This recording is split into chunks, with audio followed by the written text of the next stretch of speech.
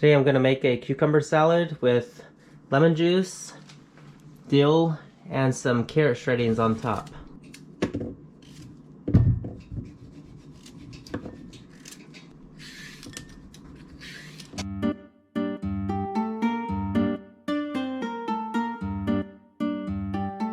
I decided to peel 4 carrots. I'm going to get my bowl.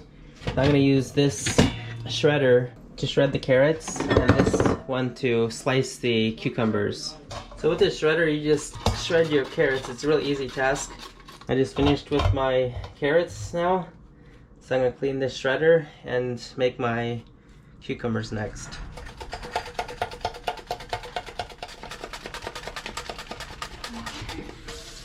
The last thing you want to do is just add the dill and the lemon juice.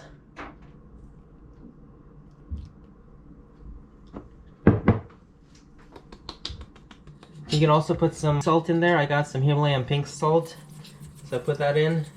Then after this, I'm just going to mix it up. You can also add olives and also tahini. Tahini is a good option for this salad. And here's the final product.